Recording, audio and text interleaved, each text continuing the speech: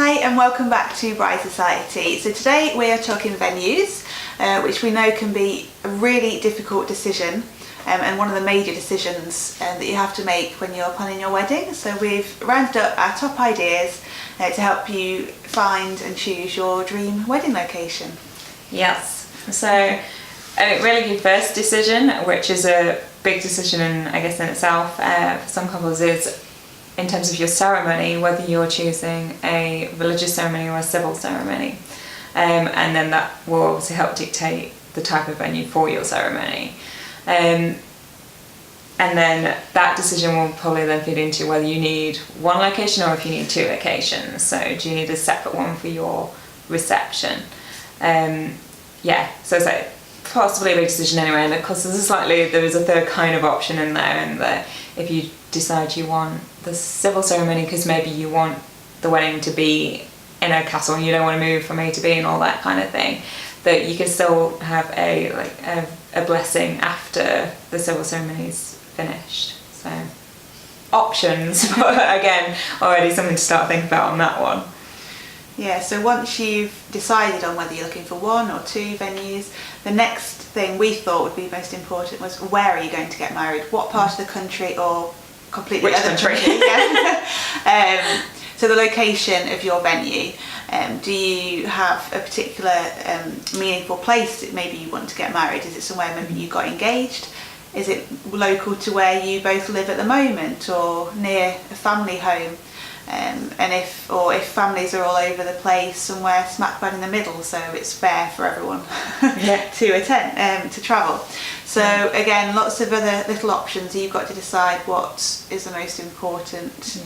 Or if you're chasing the sun. Well, yeah. I want to combine it with your honeymoon. Well, exactly. And if it's somewhere maybe not local, or a lot of your guests will have to travel quite a distance, is it somewhere that you need accommodation nearby, or good transport links? So location, minefield, but once you've narrowed down those choices, you can then move on to slightly more exciting ideas. Yeah, so which are things like saying what style you want to go for. So it's what kind of look, feel, vibe it is that you feel like you want for your big day for the two of you. Like what reflects your personalities. So, do you therefore want to be in a castle, or do you want to be in a teepee, or in an observatory, for example? There are lots of really cool options out there, but yeah, there's no point being in a castle if you're like really laid back, chilled people. It's just jarring and not reflective of who you are. And I think that's something that's really important in a wedding, is to reflect you and not do what you just think you ought to do. Yeah, and there are so many options now. You can get married in so many different types of buildings or just places, that there'll be somewhere that is perfect for the both of you. Mm-hmm. Yeah, so you don't need to settle and just do what you think, as you say, what you think you ought to do. Mm-hmm. You can really make it personal to you, and then you'll just have a better day because you're enjoying it. And people want to know your wedding, right? And the other thing in terms of sort of the style of your venue is to think about how much involvement you kind of want. So a lot of venues, particularly maybe more the hotel type venues, will offer packages. So different levels of package, perhaps based on how many people you're having and that kind of thing. But that will include different things like different levels of catering and all this kind of thing, decor, this and the other. So if you want it all to sort of be taken off your hands and you can just rock up on the day and just enjoy yourself and not have to think too much about it, or if you want to be completely hands-on and do it all yourself and things.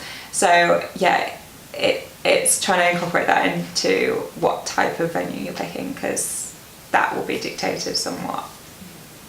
And then once you've figured out the style and type of venue you want, then it comes down to numbers. If you've got a rough idea of your guest list at this point, you'll have a rough idea of how many people your venue needs to hold. So you need to then start looking at venues that you'll be able to fit your allocated amount. Without people being into. like this. Yeah. Or a lot of venues have different price, they will charge per head. So you may be able to discount some venues immediately if if you've got quite a large wedding, if just the cost per head may be then prohibitive. Just, you need to run the other way very quickly. So we hope that that's helped you kind of maybe think about getting a bit of a short list together at the very least of some venues that you might now want to go take a look at or inquire further about, or even go to some wedding fairs perhaps that are often held in wedding venues, how you have a sort of sneaky look around without the sales pitch coming at you.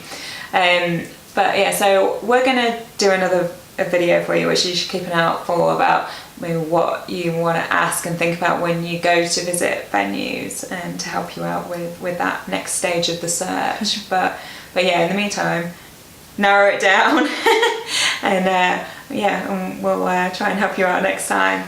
But as always, don't forget to check out our other social media and our blog on our website too.